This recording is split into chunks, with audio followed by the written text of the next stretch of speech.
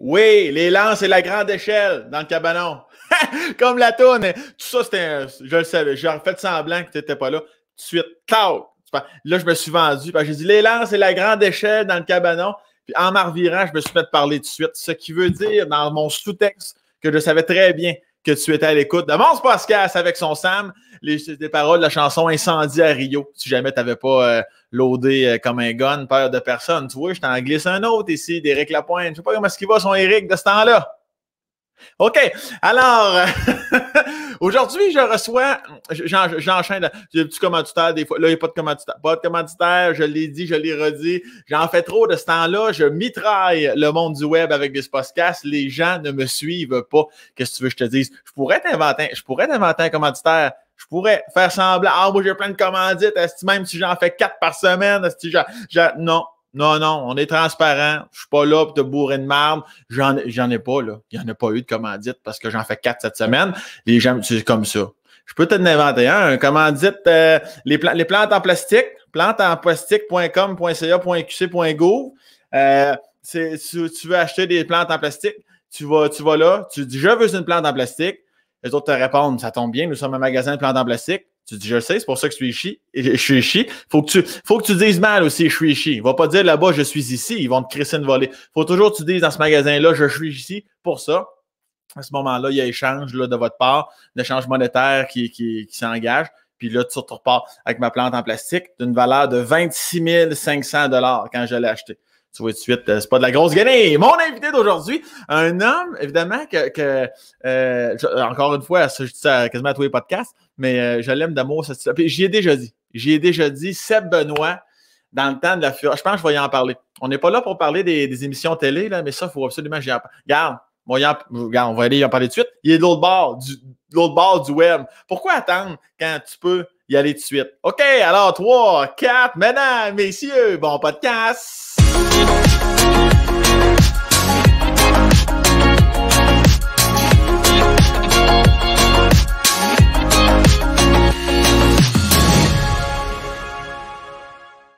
OK, son Seb, est-ce qu'il va? Je suis Jichi! C'est ça qu'il faut dire, je suis Jichi. Je suis Jichi, ça c'est ton magasin. Ça c'est ton magasin. Sinon, c'est en pleine nuit, une sirène. Je l'ai reconnu tout de suite. Parce que j'ai vu le lien. Tu sais, t'as parlé de la fureur, t'as fait des tonnes avant. Tout est là. J'ai tout vu ça. Là. Tout est structuré, puis c'est justement ça, je te l'ai déjà dit, à moins que ce soit dans ma tête, mais il me semble que je te l'ai dit cet été quand on a fait un tournage ensemble. Je t'ai dit, quand j'étais jeune, la fureur, moi je sortais de ma pratique de hockey, j'écoutais ça à la radio avec ma mère dans le char. Ouais. Puis Seb Benoît, t'étais mon idole, t'étais mon héros pour les gars. S'il y avait un homme, s'il faut faire un top 3 d'hommes, là, que, mettons, là, je pourrais soudainement avoir envie de sucer une queue, t'en ferais partie, Seb. Ça part fort. Non, mais ça, c'est parce que c'est un amour inconditionnel, ça, là. Je comprends ça, je comprends. Je le prends en ami, ma blonde serait là, elle pourrait filmer, il n'y aurait pas de problème. Mais quand tu donnais une bonne réponse, là, asti, puis je suis sûr que les gens qui nous écoutent en ce moment, les gars du moins, les filles, c'était Élise Marquis. Oui, exact. C'était vraiment ma rivale, mon ennemi numéro 1. Elle est tellement gentille, mais à la fureur, là, je veux dire, il faut que tu checkes. Il faut que tu checkes. Sourire candide, tout. Puis elle, à tous les semaines, là, elle étudiait les palmarès. Puis là, elle écoutait toutes les radios, puis elle prenait en note des tunes. Avant les fureurs qu'on a fait récemment, là, au jour de l'an, elle check toutes les tunes. Puis là, elle regarde, OK, elle reprend le répertoire, le catalogue de tel chanteur, telle chanteuse. C'est une folle. Les déclarations choc. Mais toi, tu te faisais aucune... Parce que je sais que tu es compétitif, toi. Tu faisais aucune préparation, impossible. Moi, je vais dire comme Michel Bergeron disait à TVA Sport, bon plan de match, il est là. C'était une tentative d'imitation ici, mais moi, sérieusement, non, mais tu sais, je fais de la radio depuis 26 ans. Fait que je veux pas, tu sais, j'en ai fait jouer des chansons, je les connais bien. À chaque fois, tu reçois, tu sais, la programmation musicale. Fait que tu as toujours le titre, l'interprète. Puis moi, je suis un gars qui a une mémoire visuelle. Fait que c'est comme ça que j'ai appris le nom des tunes au fil des années. Ouais, mais ça, c'était un bon feeling. Quand là, il y avait une question importante, puis je voyais que c'est toi qui avais pesé, j'avais un début de chaleur dans l'entrejambe. C'était comme, c'est sûr qu'on l'a. Ouais, sauf que là, les 2 dernières là, qu'on a fait au jour de l'an, on a perdu. Ouais, je sais. C'est fait voler un peu. Phil Roy, je sais pas si t'écoutes, mais t'étais trop excité sur le piton. Tu pesais trop vite, t'as donné trop de réponses vite. Puis PY, il s'est fait taper sa tête parce qu'il a dit We will rock you au lieu de We are the champion de Queens. Arrêtez de se taper sa tête. C'était une chanson de Queen qui avait 5 mots. Fait que moi, mon PY, je l'aime. Phil, un peu trop excité, mais je les aime d'amour pareil. Oui, c'est ça. C'est parce que Phil Roy qui a pesé trop vite, c'est ça? Eh oui, il aime ça. Il est là. C'est Phil. C'est Phil. Tu sais comment il est, hein? Oui, je le sais. C'est pour ça qu'on l'aime en même temps. Oui, en même temps. Seb, trêve de plaisanterie, trêve de parler de ton CV artistique. Commençons par le début. L'homme que tu es, le savoureux, le mielleux garçon. Seb, t'es né à Montréal. T'as vécu à Montréal toute ta crise de vie. T'as jamais sorti de l'île. Attends. Un été de temps. L'été de 14, 15. L'été de 94. Non, 95. J'ai fait de la radio à Drummondville, 3 mois. Oui, C'est JDM, 92 heures. Ouais. Puis 3 mois, aussi court, pourquoi? Parce que Montréal m'écoutait et on m'a ramené. Non, c'est parce qu'en fait, cet été-là, je me rappelle très bien, c'est ça, c'est l'été de 95 parce que, milieu de l'été, dans la presse, on annonce que Patricia Paquet et Francis Redé vont faire un show artistique qui s'appelle Flash. Oui. Puis qu'il était en train de monter l'équipe. Fait que moi, j'avais une petite expérience TV à l'été en ville, à Radio-Québec, le Télé-Québec de maintenant. Fait que j'ai envoyé mon CV, puis c'est comme ça que j'ai eu la job. Fait qu'en septembre, j'ai fait l'été à Drummondville. En septembre, je commençais à TQS, puis ça n'a jamais arrêté. Ça n'a jamais arrêté depuis. Puis toi, mais tu es aussi un amoureux de Montréal. Jamais on va te sortir de Montréal. J'aime beaucoup ma ville. Je l'aime. Elle n'est pas parfaite. Elle me fait sacrer, mais tu sais, je suis sur l'île de Montréal, je vis encore là, mes parents sont à la même maison où j'ai grandi toute ma vie. Je suis vraiment un Montréalais. Tu sais, des fois, le débat, es-tu Canadien et toi, t'es Québécois? Je suis Montréalais. Avec tout ce que ça a. Tu sais, j'aime le bilinguisme, j'aime que ce soit cosmopolite, j'aime ça, pouvoir bien manger, j'aime nos équipes de sport, chaque dans la circulation puis les cônes rouges. Je le sais, c'est pas parfait, mais j'aime ma ville. Qu'est-ce que tu... T'es un homme positif dans l'âme aussi. Là. Je pense que de ce que je connais de toi, du moins, tu es assez sunshine. Là. 95% du temps, je suis Roger Bontemps, mais le 5% quand je me fâche, moi, c'est là où je fais peur aux gens de mon entourage. Moi, là, j'ai pas de dimmer. En bon français, on dit un gradateur. Tu sais, comme une lumière, là. C'est comme, oh, Seb s'en vient fâché. Non, moi, c'est tout l'un, tout l'autre. Des fois, là, je peux virer fou. Péter une coche en auto, ça arrive. L'incompétence des gens, ça me fait sacrer, mais c'est que tu me vois pas venir, je suis toujours « Bonjour madame, allô! » Faut que j'apprenne à gradater. Ouais. Gradater, oui. Faut que j'apprenne à gradater mon humeur, ça. Ça t'a-tu déjà causé des gros problèmes? Parce que, tu sais, des fois, tu pètes un plomb. Après ça, 5 minutes après, t'es comme, voyons, si je l'ai échappé. Mais le temps que t'as fait ton dommage, ça t'a-tu déjà causé des problèmes à long terme parce que t'as vraiment dit de quoi qu'il fallait pas ou t'as fait quelque chose qu'il fallait pas? J'ai jamais raconté ça nulle part. Une fois, quand j'étais à Flash, 98-99, Mont-Tremblant, je m'en vais couvrir un événement sportif parce que des fois, on faisait du sport. Puis je me rappelle que sur la route menant au Mont-Tremblant, il y a quelqu'un qui allait pas vite, je l'ai klaxonné. Puis je l'ai coupé. C'était un petit peu dangereux. La personne m'a suivi jusqu'à mon hôtel à Tremblant et je me suis fait sacrer une solide volée. J'ai rien vu. J'ai rien vu. Coup de pied dans les côtes, coup de poing d'en face. J'ai glissé sur le hood. Le gars est parti. Je ne sais même pas de quoi il a l'air tellement ça allait vite. Je ne me rappelle pas de son char ni de sa plaque. Mais ça, tu as vu, ça aurait pu me donner une leçon, mais je continue des fois à être un peu de la même. Faut que je me calme. Le gars, mais toi, t'avais-tu remarqué que le même char te suivait jusqu'à ton hôtel? Je commençais à être nerveux. Parce que, tu sais, 5 pieds 8 en patin, 160 livres mouillés, tu ne fais pas peur à personne. Non, je confirme que l'autre personne était... je l'ai pas reconnu, mais il y avait un bon transfert de poids. Ouais. Fait que tu t'es fait sacrer de voler. Ouais. Génial. Ouais, puis je me rappelle, j'avais des lunettes à l'époque, mes lunettes t'ont flyé, je les ai trouvées dans un banc de neige. Sacrément, puis même ça t'a pas. Ça t'a calmé pour une journée. Ouais, puis des fois, puis au hockey, je peux être mauvais. On n'a jamais joué au hockey ensemble, Sam, mais des fois, je peux être mauvais au hockey. Je suis le genre, tu sais, piap, je vais passer à côté d'un gars, moi, il faire un petit coup en arrière de la jambe avec mon bâton, puis je vais me sauver.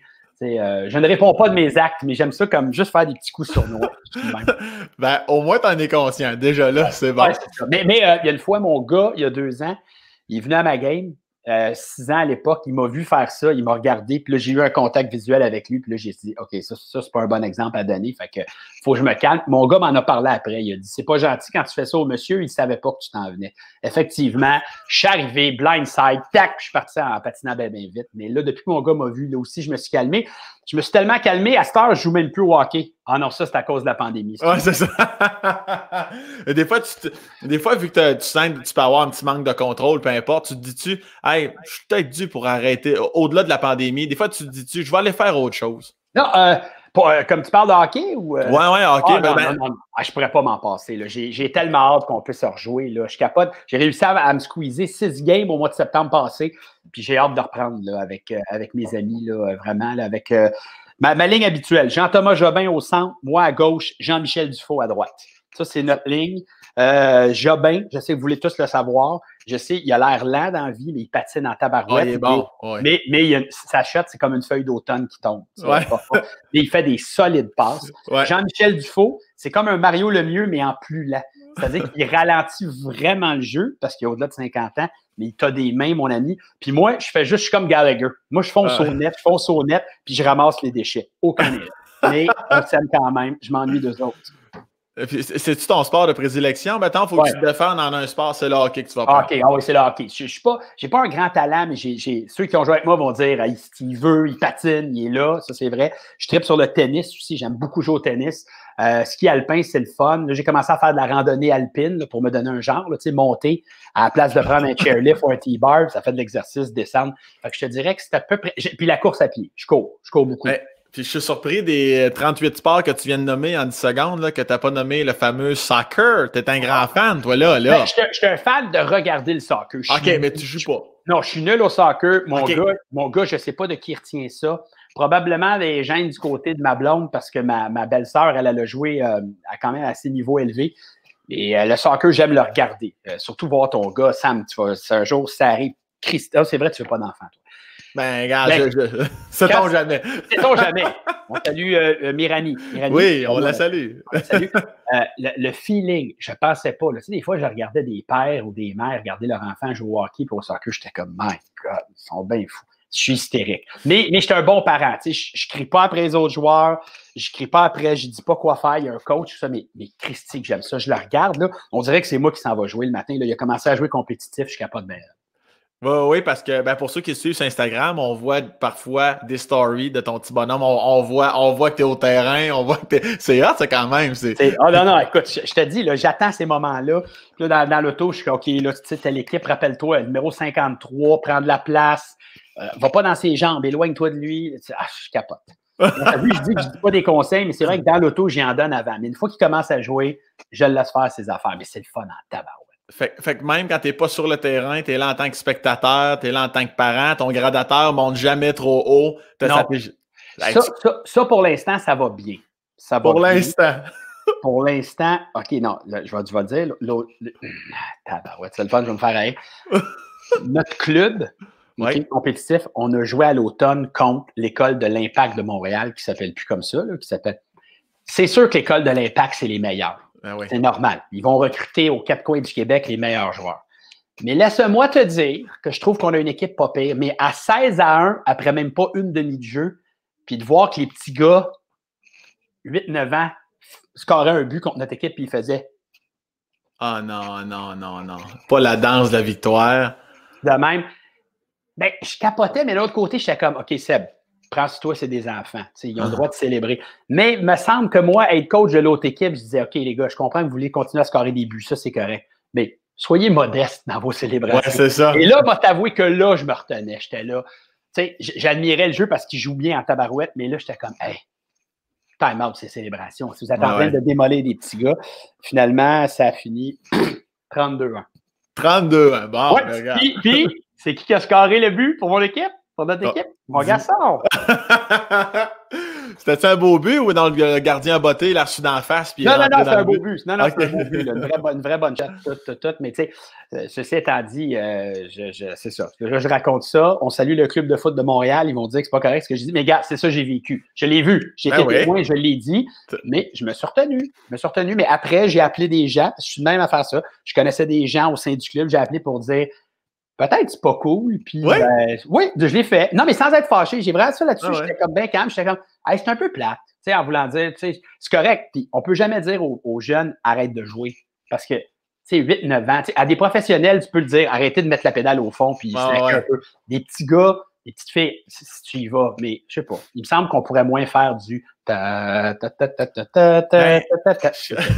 suis surpris parce que nous autres au hockey, même plus jeunes, là, mettons en saison, même en tournoi, quand on menait 6-0 après une période, le coach était comme je veux minimum 2 passes avant un lancer au but. Puis si ça rentre, là, vous en revenez au banc, vous fermez votre gueule avec ça. Puis, on était quand même très jeunes. Là, fait que j'étais un peu surpris qu'un club aussi prestigieux que le FC Montréal, le SCF Montréal. Le club de foot de Montréal. On m'indique à l'instant qu'ils veulent revoir les chandails qu'ils m'ont envoyés. Ça y est, je suis barré du club. Samuel Piette sur la 2.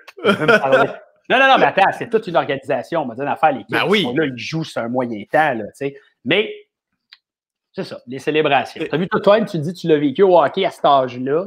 Ben oui. Voilà. Mais c'était tout ça pour une longue histoire pour dire que je suis quand même capable de me calmer. Je travaille là-dessus, 48 ans, je m'en viens pas pire.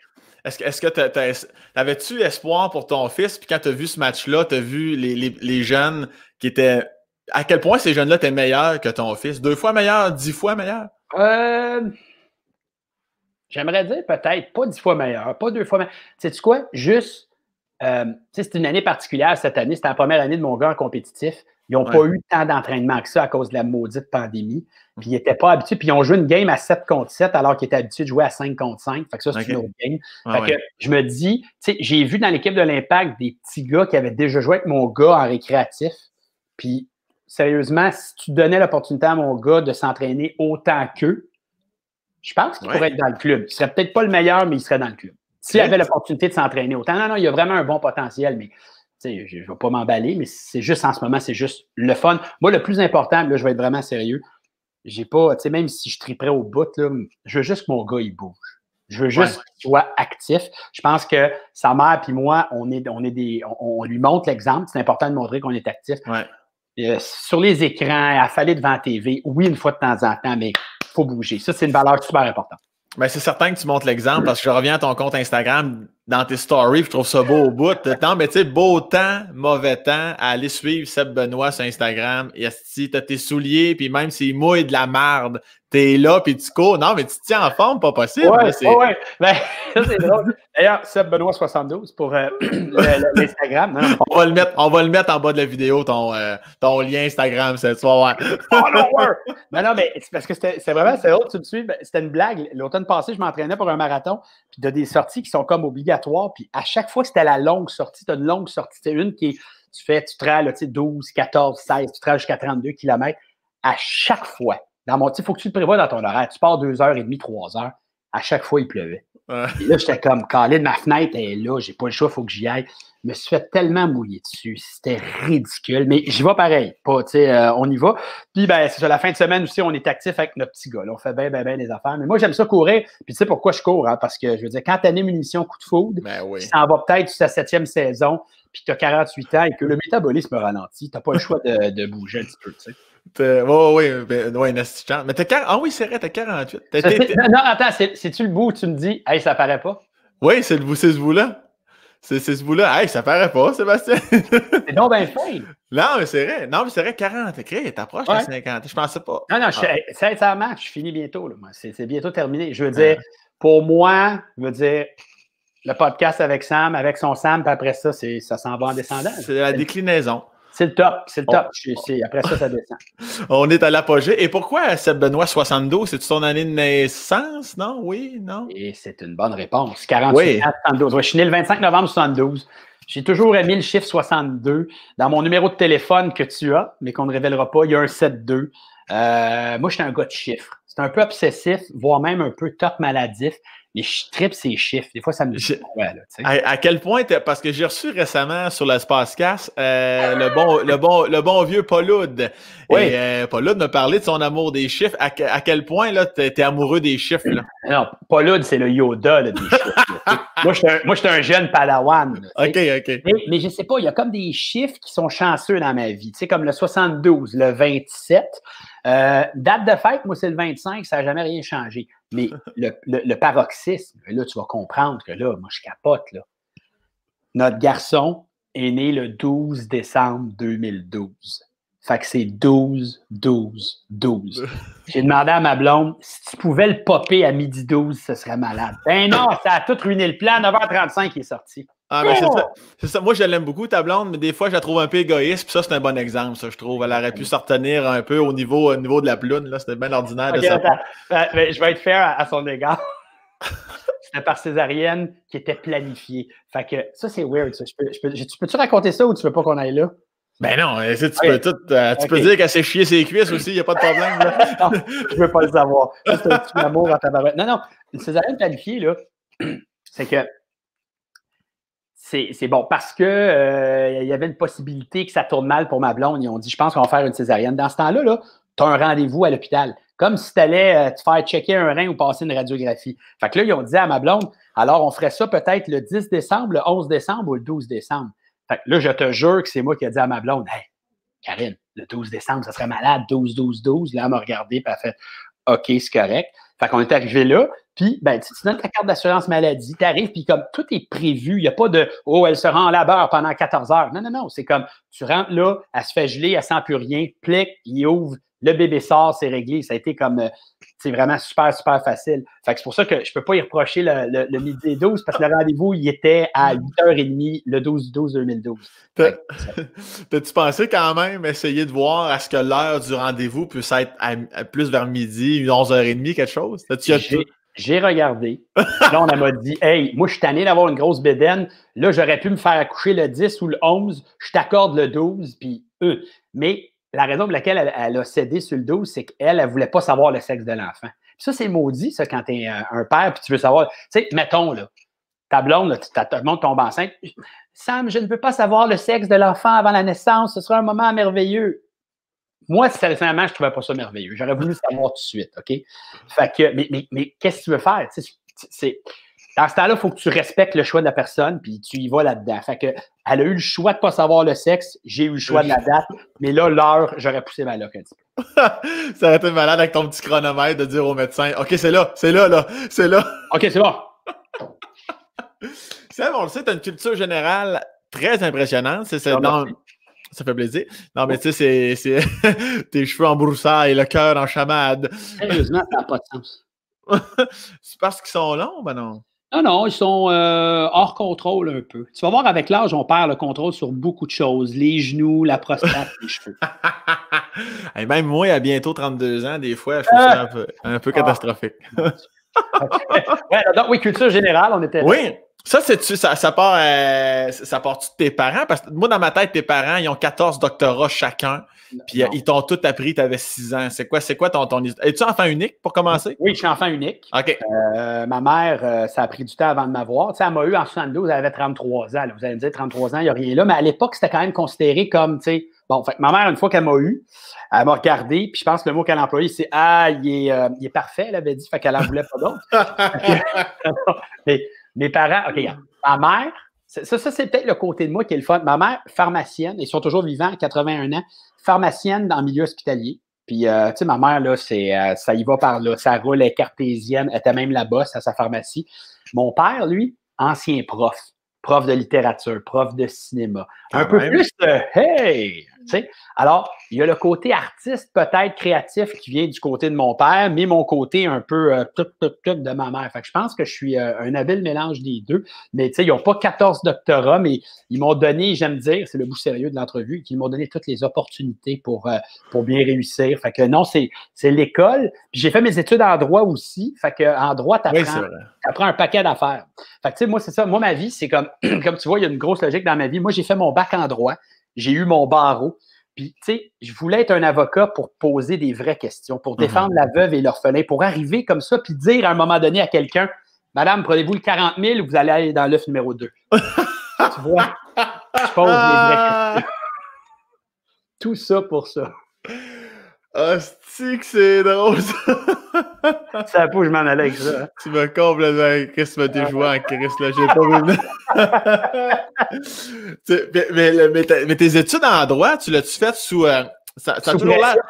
Ouais, oui, mais ça a toujours l'air péjoratif de dire ça sous pression parentale ou non? Ça te tentait vraiment, là? Non, mais attends, mais on va dire de quoi, là? Mieux que ça. Moi, quand j'ai terminé mon cégep en concentration, je ne sais pas ce que je veux faire de ma vie, qui était sciences humaines avec mathématiques. Ouais. Non, mais en fait, je savais très vite que je voulais faire de la radio. La radio, c'est un médium qui m'a toujours fasciné depuis que j'ai l'âge de 9 ans. J'ai déjà raconté cette histoire-là, mais très vite, je me casse le bras, c'est le début de l'été, je suis malheureux, je suis plâtré des doigts jusqu'à l'épaule. Ma mère m'achète une radio, puis ce jour-là, cet été-là, la radio devient mon ami. Puis depuis ce temps-là, j'avais toujours un rêve de faire de la radio. C'était une boîte extraordinaire où tu pouvais te fermer les yeux puis imaginer un paquet d'affaires, puis c'est encore la même fascination aujourd'hui. Donc, je savais que je voulais faire ça, mais je ne savais pas si j'en avais le talent.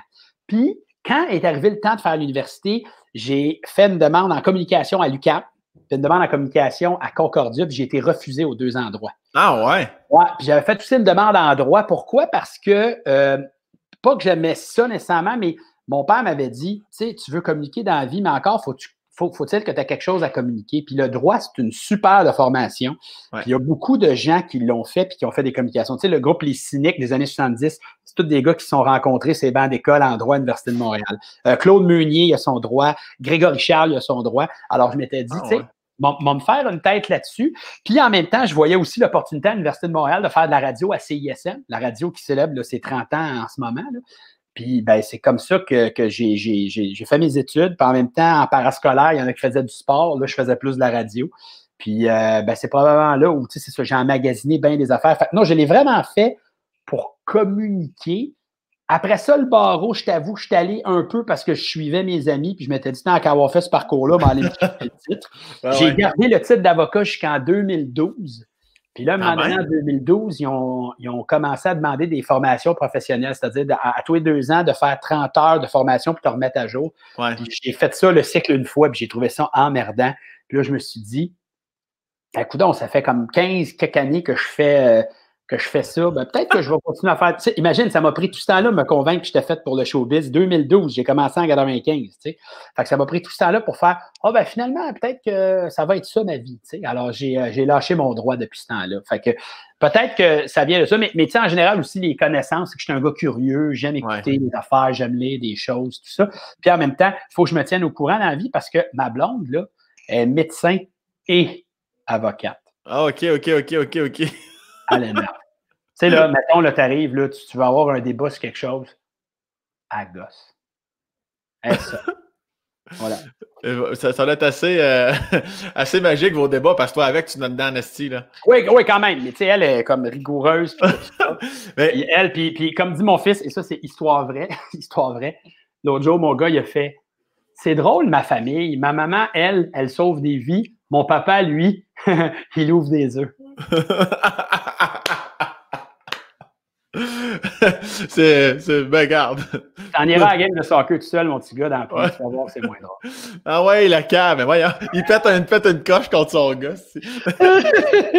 Puis le fait que tu finisses par laisser aller le titre d'avocat puis tout ça en 2012, qui est quand même assez récent malgré tout. Ouais. Clairement pas, c'est pas que tu te sentais imposteur dans le show business, mais tu as comme toujours eu cette incertitude-là de ça pourrait se finir demain en sacrement. Pourtant, tu es là depuis 95. Ça, tu as absolument raison. Puis je vais te dire de quoi, là. Je peux pas dire encore aujourd'hui. Je te dirais, je sais pas, depuis 2-3 ans, je me sens vraiment à ma place. Imagine-tu après tout ce temps-là. Après 2-3 ans. Oui, je te dis, je sais pas. Je sais ce que je peux faire, je sais que je t'apprécie. Écoute, j'ai jamais manqué de job. Ça doit bien vouloir dire que je ne suis pas le gars le plus populaire. Je suis 0 en 3 des trophées de popularité, mais c'est pas grave. On va dire, mais je suis encore là, j'ai une belle carrière, mais c'est vrai que toujours peur que ça finisse. Mais l'autre, depuis 2 ans, je ne sais pas pourquoi. Puis probablement aussi dans la dernière année, je suis comme, je sais pas, peut-être avec le recul, parce qu'on a un petit peu moins travaillé pendant la pandémie, j'ai comme fait, hey, t'as fait un beau parcours, puis je sais pas, je suis là pour rester, mais si ça s'arrêtait demain, je serais vraiment content de mon parcours. Puis là, je me sens à ma place. J'avais pas le sentiment de l'imposteur, mais tu sais, c'est peut-être mes parents qui m'ont élevé de même. Moi, j'arrive toujours un petit peu modeste, toujours, allô, bonjour, je veux pas déranger, je suis un animateur, j'aime mettre la lumière sur les autres. Puis des fois, je trouvais ça weird, tu sais, comme il y a pas longtemps, là, de faire de l'entrevue avec toi, puis je le fais parce que je t'adore, mais tu sais, de mettre le focus sur ma vie, c'est comme je me disais toujours, ma vie est vraiment pas intéressante. Qu'est-ce qu'il y a de le fun à ma vie? Tu sais, j'étais pas capable. Là, on dirait que je suis capable plus d'avoir du recul puis faire OK, parfait, on va. Ils posent des questions, ils doivent être intéressés. Fait qu'on dirait que je suis comme dans une bonne place en ce moment, dans ma tête, dans mon cœur, puis tout ça. Et si ce qui n'arrivera pas, ça venait qu'à se terminer demain matin, t'es dépourvu pendant combien de temps? Ou ben non, t'es plus du genre, moi, je me reflippe de base Saint-Dicenne. En 1 heure, je suis déjà ailleurs. Je pense que je prendrais du temps pour moi. Je pense que j'aimerais ça, apprendre d'autres langues, être plus avec mon garçon. J'ai travaillé pendant longtemps, fait que il n'y a pas eu une urgence.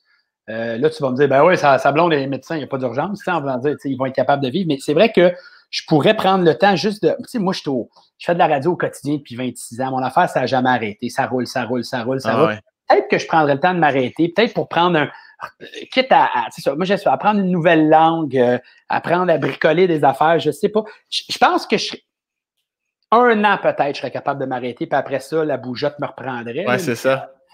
Mais on dirait que maintenant, c'est ça. On dirait que c'est comme, j'ai toujours peur que ça s'arrête, mais à cette heure, on dirait que avec ce qu'on a vécu dans la dernière année, on est en santé, mes parents sont en santé, on vit une période difficile, mais je trouve qu'il y a quand même beaucoup de solidarité là-dedans. On dirait que maintenant, la job n'est plus aussi prioritaire qu'avant. C'est sûr, il faut peut-être quoi survivre, là, mais, mais je sais pas, je suis comme... là, je sais que je divague dans bien des affaires, là, mais on dirait qu'avant, la job, même si, tu sais, j'avais un enfant, tout ça, c'était toujours important de faut être là, il faut que j'anime ce show-là, il faut que je sois. Là, c'est moins important. Ce qui ne veut pas dire que j'ai pas de fun à le faire. J'ai autant de fun à le faire, mais maintenant, j'aime choisir les choses que je fais. Puis je ne me mets pas de pression, puis je ne me demande pas où je suis dans 6 mois, dans 1 an. Je vais accepter mon sort, mais j'ai beaucoup de plaisir en tout cas en ce moment. Ça, qui est quand même une belle richesse. Ce sentiment-là, ça n'a pas de prix. Là. En tout cas, comme je dis, je pense que j'ai assez travaillé puis j'ai pas été trop fou dans mes dépenses. J'ai plus peur à la fin du monde qu'à la fin du mois, mettons. Ça, c'est un beau luxe. Y a-t-il une fois que parce que je pense que tu es plus rationnel qu'émotif? Y a-t-il une fois quand même que tu t'es dit, tu sais, des fois tu repenses même 10 ans plus tard, cette fois-là, ça va être une dépense complètement stupide, puis je l'assume ou je l'assume pas, mais des fois, t'as beau faire attention à ton argent, mais ça arrive, des fois, que la clutch, elle glisse, puis t'achètes de quoi? Non, sincèrement, à part mes billets de saison du Canadien depuis 14 ans, il y a des années, j'étais comme tabarouette, ça, c'est la qualité du spectacle, tu sais. Il y a peut-être juste ça, qui est comme la petite folie que j'ai faite dans ma vie. Mais tu sais, pour l'instant, non, je suis assez... Ça, je pense que mes parents m'ont bien élevé là-dessus. J'ai pas fait de folie, j'ai pas fait de... tu sais, c'est pas un jour au lendemain. M'a acheté un bateau. J'ai même pas de chalet, j'ai même pas de lac. Non, ça m'est pas arrivé. Je dirais les billets de saison de hockey, que j'ai toujours d'ailleurs. Ben, les billets, quand même, du Canadien depuis 14 ans, ça représente une dépense de 2,6 millions quand même. Donc, c'est ça qui est agréable. Je te laisse prendre ta gorgée. Mais t'as-tu toujours été, parce que j'ai l'impression que pas dans le sens négatif du terme, mais toujours un peu contrôlant, t'aimes savoir ce qui se passe, ce que tu fais. Il n'y a jamais eu de moment, autant dans ton adolescence, y a-tu un moment où t'as comme fait, ça, ces années-là, et si boire, ça y allait Saint-Chautan? Les gens me demandaient, tu sais, quand tu étais jeune, c'était quoi ta plus grande folie? Ma plus grande folie, là, c'est à l'âge de 9 ans. Là, j'étais chez mon ami, puis genre, on est sorti en catimini dans la nuit pour aller se balancer au parc à côté. Ça, pour moi, là, j'étais badass en tabarouette. Puis le pire, c'est qu'on s'est fait pogner parce que sa grande sœur, elle nous a stoulés aux parents. Puis je me rappelle que le lendemain, là, quand mes parents sont venus me chercher, là, c'est drôle, ils ne m'avaient pas chicané. Ils ne m'avaient pas crié après. Il avait juste dit, puis c'était une phrase très puissante, là, tu sais, ton père te regarde, puis là, il fait, tu m'as déçu. Calé. Il dit rien d'autre.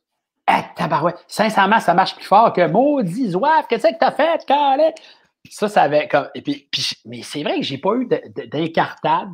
Je cacherai pas que mes premiers moments en télévision célibataire, j'ai profité du pouvoir infini du câble dans les bras. Ah ouais, tu t'es fait aller le sac pas mal, toi. En plus, t'es intelligent et t'es beau garçon. Fait que là, t'avais l'équation de ton bord, là. Ben, j'en ai profité. J'en ai bien profité. Je le dis honnêtement, mais j'étais célibataire à l'époque. On a eu du plaisir. On salue d'ailleurs la clientèle du Radio Lounge, Saint-Laurent, et mon bon ami Denis Fortin. avec qui maintenant? Tu sais, Denis puis moi, là, à cette heure, on est des pères responsables, puis on rentre à 8 heures à cause du couvre-feu. Puis t'as-tu déjà, comme la plupart des gens qui ont fait la fiesta un petit peu, le sexuel, t'as sûrement ramené des petits bébites de temps en temps parce que t'étais pas toujours prudent, toi, là, non? Non, très prudent. Ah non, ça, là, OK. J'en reviens pas qu'on parle de ça. Tu vois, on est en famille, Oui, j'ai vu combien de personnes regardent ce podcast-là. Non. Ça, là-dessus, là, impeccable. Ça va très bien. Tu sais, je suis pas fou. Je te dis, je suis quand même rationnel. Tu sais, il n'y a pas de. Tu sais, c'est quand même un dérapage contrôlé tout le temps dans tout ce que je fais. Là, tu sais, je vais te dire vraiment, là, oui, j'en ai profité. De la drogue, j'en ai jamais fait. Ça, on ne sera pas surpris en disant ça. Puis de l'alcool, oui, j'en ai consommé. Oui, il y a déjà eu des brosses, mais il n'y a rien eu. Tu sais. Je me suis jamais retrouvé dans un endroit et disais, coudonc, qu'est-ce que je fais ici? Tu sais. Ça m'est jamais arrivé. Là, tu sais. Peut-être enlever mon T-shirt rue Saint-Laurent puis crier wouhou! Ça, c'est déjà arrivé. Non, mais c'est pas si pire que ça. Ben non, mais c'est. En autant que tu ne retournes pas te balancer dans le parc, puis tu déçois ton père. As-tu déjà sorti cette phrase-là à ton fils? Ou pas encore? Non, ça, je la garde. Ah, mais ça va fesser, ça. Je sais pas quand est-ce que ça va arriver, là, mais ça, là, je vais. Puis il faut que tu le dises calmement. Tu le regardes dans les yeux, tu dis rien, tu pars. C'est comme bang! Ça s'en vient. Je la garde. Je la garde précieusement ici. Juste ici. Tu pratiques ton jeu. T'es-tu un peu comédien dans l'âme, toi, Sam? Moi, Sam, je sais que t'es peut-être trop jeune à l'époque. J'ai déjà été dans un film qui a été 3 semaines au cinéma. À l'été de 2008, Le Cas Roberge, avec mes amis Jean-Michel Dufault et Benoît Roberge. Écoute, ça... 2008, j'avais quand même 18 ans. Là. Ouais, OK, mais clairement, je te dis ça, puis y a-tu comme des criquets dans ta tête ou tu dis, ça me dit vaguement quelque chose, sois honnête? Le Cas Roberge, oui. Tout le reste que tu étais dedans, puis le Cas Roberge, ça m'a allumé une lumière qui s'est éteint immédiatement après. Le Cas Roberge, là, fin 2007, début 2008. Puis à l'époque, sincèrement, là, c'était j'allais pas dire cutting edge, là, mais c'était une série de capsules de fiction écrites par Benoît Roberge, Stéphane Roy, il y a Jean-Michel qui jouait dedans, moi je jouais dedans, moi j'écrivais pas, je faisais juste jouer dedans, où on jouait nos propres rôles dans des petites vignettes de la vie, puis ça a été vraiment un beau succès sur le web. Tu sais, avant là, qu'on voit des affaires de podcast, puis ça a vraiment super bien marché, puis les gens de GoFilm ont allumé là-dessus, puis rapidement, regarde, tu l'as ici. Ah, on le voit là, ben oui, merci voilà. Mike. Puis les gens, rapidement, du côté de GoFilm, ils ont allumé sa patente et on a fait un film. On a fait un film à l'été de 2008, en fait, au printemps-été 2008 pour une sortie. Écoute, tu sais, genre, en 4 mois, c'était signé, tourné, monté, puis montré. Puis, écoute, ça a toffé, je pense, 3 semaines au cinéma. Puis, je pense que ça a fait genre 40 000 au box-office. Mon gars, c'est une joke. Mais je m'en fais souvent parler parce qu'il joue des fois à super écran. OK. Puis ben, c'était pas mauvais. C'était fait vite. C'était un peu bâclé. OK. Puis c'est plate parce qu'on a eu beaucoup de fun à faire ces capsules-là. Puis ça a comme juste comme, ben pas mal fini, mais ça a fini un peu comme...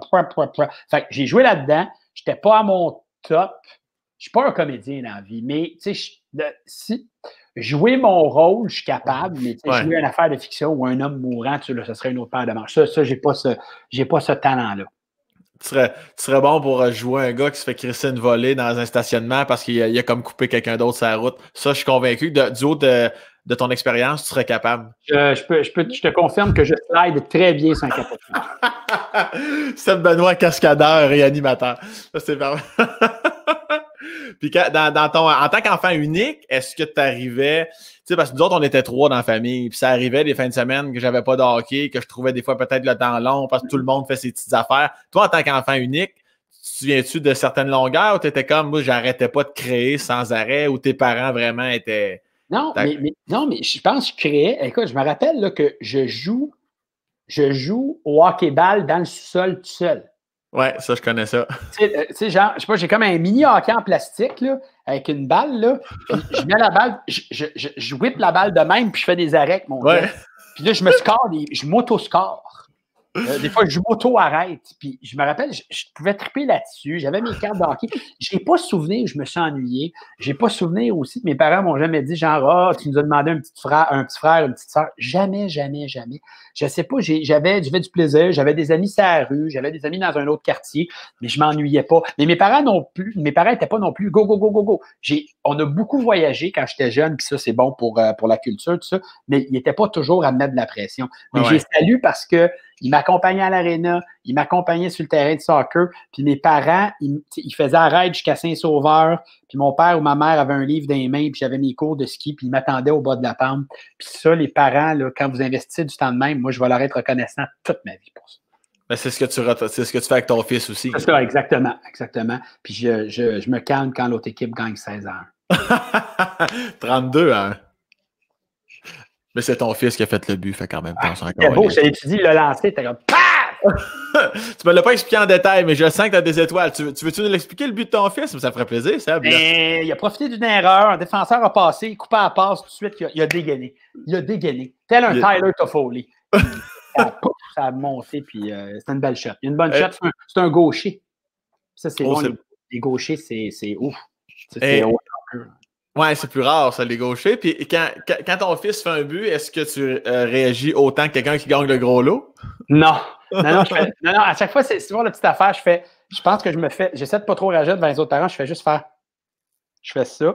Puis là, je sais qu'il revient vers le centre. Puis là, je sais qu'il faut qu'on se regarde. Puis là, je fais. Il faut.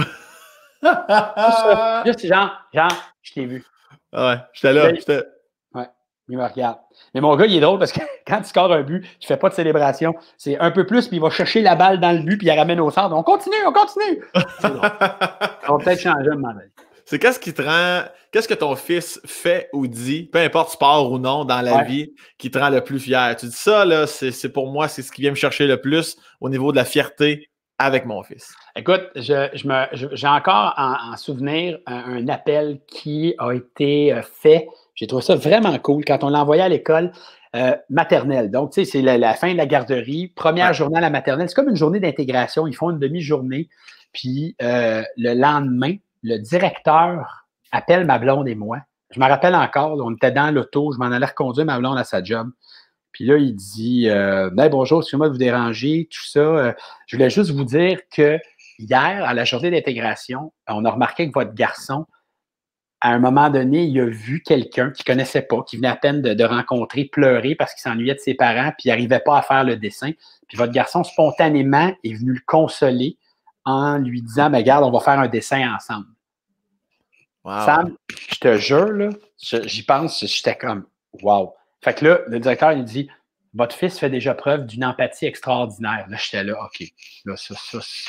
C'est un beau, tu sais, on n'arrête pas de parler de sport puis tout ça, mais ce qui me rend le plus fier, là, c'est son. Il est vraiment empathique. Il voit quand ma blonde a des mauvaises journées, il le sent. Il sait qu'il ne peut pas nécessairement faire grand-chose, mais qu'il peut juste être là, un câlin, un sourire, tout ça. Il y a une belle sensibilité. Puis ça, Colin, je ne veux pas qu'il perde ça. Ça, c'est là où est-ce qu'il me rend le plus fier. Et je vais te poser l'inverse. Qu'est-ce qui te met le plus en tabarnak de ton fils? On va juste ramener la balance un petit peu. Là. Des choses qui te mettent, là, c'est comme, ça va falloir qu'il se corrige un jour. Calice. Quand on l'appelle pour venir manger puis qu'il est en train de faire une partie de Minecraft, j'ai pas fini. Lâche la tablette. Là, c'est à nous de se dompter. Il faut arrêter de dire. Mais tu sais, des fois, là, quand le rush de fin de journée, là, on fait à manger, là, il vient de finir les devoirs, puis là, il faut, tu sais, OK, prends la tablette, c'est beau, mais quand on va, tu sais, quand on t'appelle, viens manger, puis là, des fois, là, il vient pas. Ça, là, ça me. On dirait qu'ils deviennent fous. Quand il quitte les tablettes, notre gars, là, il est surexcité complètement. Il parle mal, il est bête un peu des fois. Ça, il me fait moins plaisir dans ce temps-là. Il parle mal? Oui, des fois, tu sais, genre, hier, il a dit à ma blonde, il arrive, il fait, oui, mais Laurent, chut. Oui, il a chuté ma blonde. Je suis comme, man, non, tu peux pas faire ça, là. Alors, si ma blonde était en tabarouette. C'est peut-être là, j'aurais dû dire, je sais pas. Mais des fois, c'est ça qu'elle dit, des fois, il peut être bête ou répondre genre, OK, j'arrive, calmez-vous. Il y a de l'attitude aussi, là, tu sais. Faut le recadrer un peu, des fois. Là, il est rendu, tantôt, tu as dit 12, ça veut dire, OK, fait qu'il arrive à 10 ans, là. Il va arriver à 9 ans à la fin de l'année. Il y a eu 8 en fin 2020. OK, fin, OK, ouais. 8 ans et demi bientôt, cet été. Là. Moi, je pense que la carte de Tu m'as déçu, là, c'est quand il va faire sa première fois dans sa chambre. Aussitôt que tu t'entends que c'est fini, tu ouvres la porte devant la fille puis tu dis ça à ton... Tu m'as déçu. Ah, tu me fais penser à ça se peut pas. Ah, non, il est tellement jeune, pur et innocent, il peut pas aller là. Tu te souviens-tu de ta première fois, Sébastien? Oui. Comment c'était? Cours! Je sais que c'est un cliché, mais Colin, c'était ça. C'est comme... Ah! C'est ça. C'était vraiment ça. C'était un peu avant Noël, dans le sous-sol chez une de mes amies, avec son amie. C'était ma blonde à l'époque, puis tu sais, il n'y a pas eu... Je ne l'ai jamais vu venir. En fait, c'est une drôle de phrase, là, mais en voulant dire, comme tu sais, moi, je trouvais que c'était tôt dans la relation, mais celle avec qui j'étais, elle avait déjà eu une première relation, fait que, tu sais, elle a pris les choses en main. Mais sérieusement, ça a été comme... C'est pas mémorable. C'est pas super la première fois. C'est ça. Puis j'avais 15 ans. Je m'en allais sur mes 16. Je suis vraiment pas super précoce. Je ne sais pas à quelle heure, mais à quel âge maintenant les jeunes ont des relations. Là, mais c'est ça, 15, bientôt 16. Maintenant, c'est 6-7 ans, je pense. Là. Ça commence. Attends, je reviens, je vais aller voir mon gars. Tu dois avoir une couple de contrôle parental sur ton Internet, hein, Sébastien? Pour l'instant, sincèrement, je pense que là, c'est le temps. Ouais, hein? Parce que notre gars, il est fils unique, mais ses amis dans sa classe, ils ont des grands frères ou des grandes sœurs. Et c'est là que ça se corse. Mm-hmm. Parce qu'évidemment, le grand frère, il dit au petit frère ça, il montre des affaires. Notre gars. Fait que je pense qu'il va falloir qu'on active les contrôles parentaux. Mais pour l'instant, il est encore jeune et naïf. Mais tu sais, genre, on est en semaine, là. Va falloir qu'on fasse quelque chose. Et je veux te parler de tes parents un petit peu, mais avant de te parler de tes parents, je vais parler des grands-parents de ton fils, c'est-à-dire comment est-ce qu'ils sont tes parents avec Laurent, j'imagine qu'ils sont comme n'importe quel grand-parent sur la terre. Là, gaga, gâteau, généreux, je veux dire, très prêts à laisser leur chemise, tout ça. Puis en ce moment, tu sais, au moment où on fait cette entrevue-là, toi puis moi, Sam, ben, tu sais, le printemps revient, mes parents ont eu leur premier vaccin. Ils ont 81 ans, puis on a été très, très strict avec eux. On a été portés de la bouffe. Cet été, on a eu un repas où eux, ils étaient sur leur balcon, nous, dans le jardin. Ils s'ennuient beaucoup. Beaucoup. Puis à cet âge-là, les jours sont des semaines, les semaines sont des mois. J'ai l'impression qu'ils se font voler beaucoup de temps. Ouais. Juste des fois, un FaceTime, là, quand tu parles à mes parents ou qu'ils jouent un peu de piano pour eux ou de la flûte, où ils montrent ces affaires, là, ça vaut tout l'or du monde. J'ai hâte de les revoir aussi, mais je pense surtout qu'ils ont hâte de revoir leur petit enfant. Mais ça ne saurait tarder. Pour l'instant, mes parents sont dans leur maison, la même maison. Ils sont en sécurité. Dans quelques jours, ils vont se sentir. Je ne dis pas qu'ils vont déconfiner. Il faut faire attention pareil. Mais tu sais, quand tu as eu le premier vaccin, là, esprit qu'il y a une tonne de pression qui tombe de tes épaules. Ouais, c'est ça. Je suis vraiment content. Fait que c'est des gens extraordinaires qui sont généreux, gaga, admiratifs. Mon père, il filme le iPad de ma mère qui regarde Laurent, puis après ça, il fait des vidéos avec ça, puis il nous les envoie. Salut, mon père. J'ai fait une petite vidéo où Laurent nous montre le cube Rubik. Je sais qu'il ne parle pas nécessairement comme ça, mais j'aime trouver que mon père, il roule ses airs des fois. Et tout ça est fait avec amour. Mais tu sais, c'est pour vous dire qu'ils sont vraiment gaga et ils sont adorables. Je ne pourrais pas demander de meilleurs parents ni de grands-parents. Puis ta relation avec tes parents, ça a toujours été pareil depuis le jour 1 ou en vieillissant, ça s'est amélioré ou un peu distancé? Ou À part le bout du parc avec les balançoires, très proche de mes parents. Non, sérieusement, j'ai une super relation avec eux autres. Discussion ouverte, soutien. Je peux pas demander mieux. Tu sais, oui, on a eu des petites chicanes, mais tu sais, j'étais un gars qui se comportait bien. J'ai pas donné de trouble à mes parents. Je pense que j'y rendais fier. C'est sûr qu'à un moment donné, quand ils ont vu que je lâchais le droit pour m'en aller faire de la radio à Drummondville, ils ont capoté un peu. Mais tu as vu après ça, ben, ils ont vraiment vu que mon cœur était là. Puis, mon père m'avait dit à un moment donné, il a dit, tu sais, comprends-nous, là, c'est juste que, on sait que c'est un milieu difficile, le milieu des communications. On veut juste que tu réussisses bien, mais en quelque part, si tu réussis là, puis c'est ça que tu veux, c'est ça le plus gros salaire. Puis ça, je le dis déjà à mon fils, là, des fois, je suis fatigué avec ça. J'ai dit, Laurent, peu importe ce que tu vas faire, là, il n'y aura pas de jugement. L'important, c'est si toi, tu te sens heureux là. Bon, c'est un peu cliché de dire ça, mais si tu as l'impression que tu ne te lèves pas pour aller travailler à tous les jours, ça sera réussi dans la vie. C'est pas facile à faire tout le temps, mais c'est ça. Ouais. Puis avec la pandémie, ça a peut-être accentué ça, mais tu penses souvent, ils ont quand même 81 ans, même si on peut vivre encore plus longtemps. Des fois, tu penses-tu à ça quotidiennement ou de temps en temps au fameux moment où tes parents vont s'en aller? Tu y penses souvent à ça? Oui, beaucoup. Depuis le début de la pandémie, plus encore. Plus. Ma mère étant, tu sais, ils ont des petits problèmes d'entretien, là, tu sais, problèmes de genoux, glaucome, quoi que ce soit, mais ils n'ont pas de problème majeur, tu sais. Mais c'est sûr que ils prennent de l'âge. Puis en fait, moi, ce que j'avais peur durant cette pandémie-là, c'est qu'à force de rester dans la maison, à moins bouger, qu'ils vieillissent encore plus. Fait que vivement le retour du beau temps pour qu'ils puissent. Puis, tu sais, alors oui, j'y pense. C'est sûr que j'y pense. J'ai trouvé en forme, mais la dernière année a peut-être amplifié le sentiment que. Tu sais, moi, j'ai 48 ans, puis dans ma tête, j'étais encore un petit cul. Tu sais. Fait que pour moi, je pense que j'ai encore innocemment l'impression que mes parents vont être là éternellement. Je sais qu'ils vont l'être dans mon cœur, dans ma tête, mais oui, j'y ai pensé à ça. Puis j'espère tellement les garder le plus longtemps possible. Puis pour qu'ils puissent voir notre garçon grandir, c'est sûr. Mais oui, j'y pense. Oui, j'y pense. Puis j'y pense, mais c'est comme c'est unreal. On dirait que ça se peut pas. Je peux pas m'imaginer ça. Mais ma blonde a déjà perdu son père. Fait qu'on a vécu ce deuil-là. Alors, ça pourrait arriver. Je le sais. Ben, ça pourrait arriver. Ça va arriver. Là, c'est niaiseux. T'as vu, ça vient me chercher, je suis comme du n'importe quoi. Je suis comme, mais c'est ça, on dirait que je suis pas capable d'imaginer ça. Ils vont toujours être là, puis la maison dans le quartier de DJ à Montréal, elle va toujours être là, puis ils vont toujours être dedans. Cette fameuse maison-là, là, tu vas-tu un jour la racheter? Tu vas-tu juste la vendre quand ça va être fini? Par rapport à ça, tu y penses-tu? Je sais pas s'ils vont me la léguer. Je sais pas, je suis dans le testament. Là, sérieusement, je pense pas. J'ai pas rêve d'aller habiter là. On est bien où on est en ce moment, puis notre gars, il est bien implanté dans le système scolaire ici.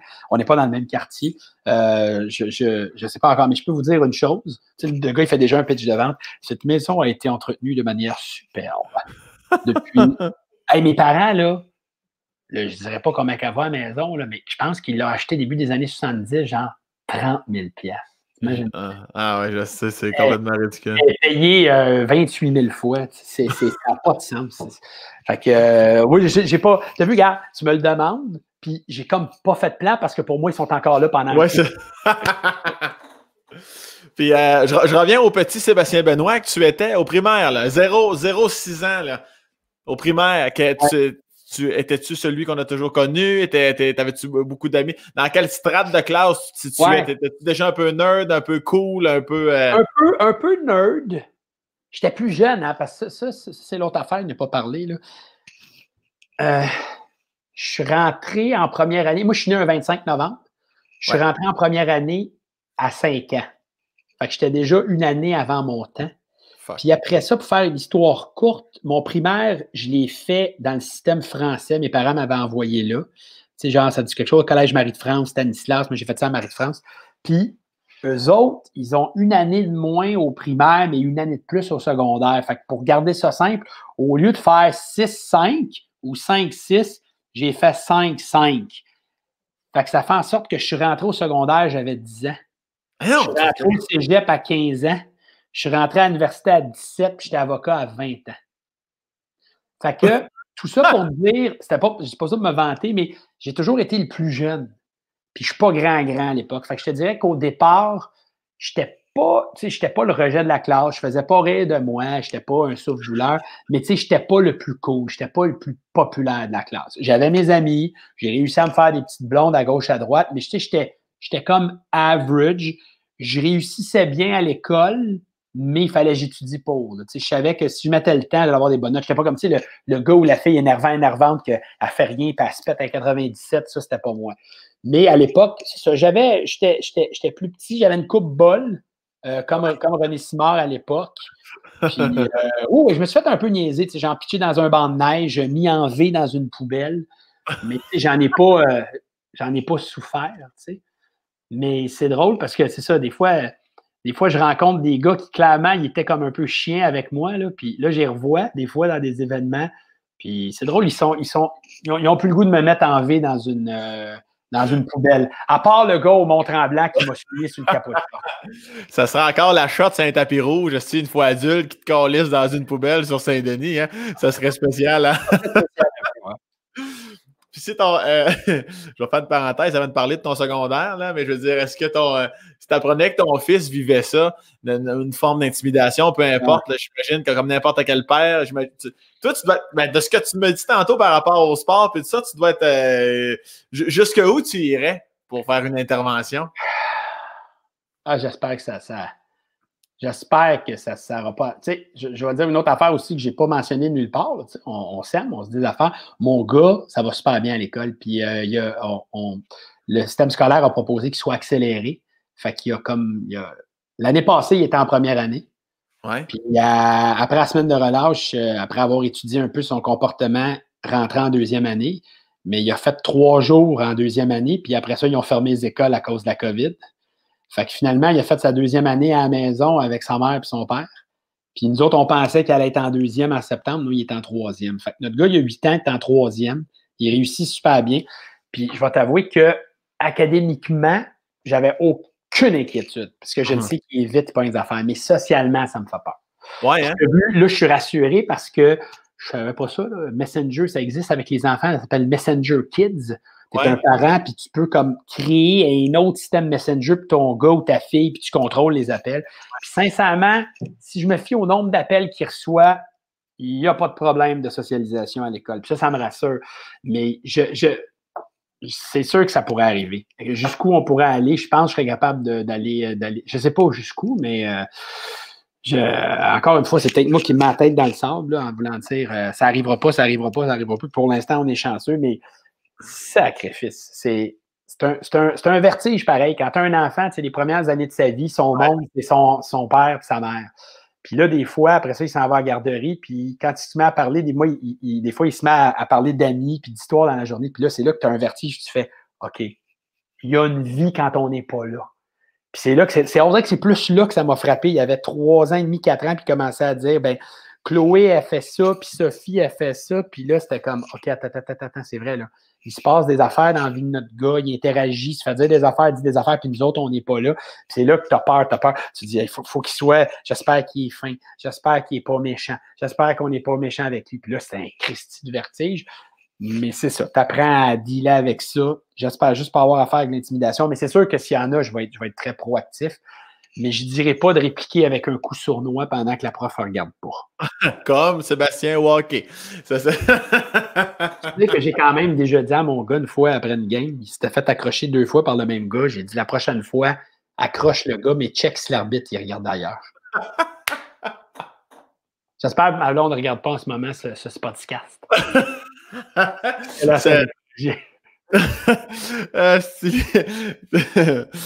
déjà dit de faire ça quand même, tu sais. Mais non, c'est faire se respecter, tu sais. Laisse parler tes émotions un peu. Là. Tu dois pas être la même quand Karine est là dans les sports. Là. T'es-tu plus réservé? Parce que Sébastien est tout seul. Non, je me censure pas devant elle. Mais je me rappelle qu'à un moment donné, dans une game de soccer, il y a eu un mail à partir avec un gars. Puis mon gars, vraiment, il s'était fait accrocher. Il est reparti à courir après le gars, puis il l'a poussé par en avant. Puis là, j'avoue que là, j'avais le goût de faire « Solide! » ses pieds. Mais de l'autre côté, la seule affaire qui est sortie, c'est « Laurent, t'as pas le droit de faire ça! » J'étais là « Fuck yeah! » Là, je me suis censuré un peu. Puis là, j'ai regardé. Puis Marlon a dit « C'est inadmissible. » J'ai dit « Ben oui, c'est inadmissible. Qu'est-ce qu'il a fait? Voyons! » Hey, le mot inadmissible utilisé à ce moment-là, c'est génial. C'est inadmissible. Non, mais il faut qu'il se fasse respecter à un moment donné. Il n'a pas pris de mitraillette, il l'a juste poussé en voulant dire Hey, tabarouette, là, respecte mon intégrité physique. J'ai lancé des affaires aujourd'hui. Fuck, j'avais une autre question. Elle ne me revient pas. Prends ton temps, je prends une gorgée. Ah non, c'était par rapport à ça. Inadmissible, c'est un gars, mais sans dans carrière de monde. Le mot inadmissible complètement déjoué. Hey, mon gars, je te le donne, tu le mets dans ton show. Mais tu as ça dans ton sketch. Ah oui, c'est ça que je voulais dire. Oui. C'est que toi, en plus, tu as un visage, puis ce visage-là, il s'appelle Sébastien Benoît. Ça doit te double barré des fois parce que si tu pètes une note, là, tout le monde va tomber dans le bon, la vedette qui fait son show. Ça doit te gosser un peu. Là. Ça m'a. Ouais. C'est arrivé à un moment donné, je joguais avec des amis, puis j'avoue qu'on n'était pas en ligne, on était un petit peu dans la rue, puis il y a un gars qui est passé, il nous a klaxonné. Je suis parti à courir après le gars. Là, il est arrivé au feu rouge, j'ai tapé dans sa vitre, là, je fais « C'est quoi ton crise de problème? Ça va pas? Hey, Kat, t'as juste à te tasser, il y avait de la place, ça. » Puis le gars, je voyais qu'il était comme pas bien, là, tu sais. Puis le gars, finalement, il est parti, il n'a jamais rouvert, il a comme eu peur pour finalement reparler au gars avec qui je courais, qui est mon voisin et ami. Puis finalement, c'était quelqu'un qui connaissait. Ah, Ils m'ont reconnu, puis ils ont dit « Ouais, je pense que je t'ai vu avec l'animateur Sébastien Benoît. » Il dit « Il voulait comme m'arracher la tête, tout. » Fait que, ouais, des fois, il faut que je fasse attention.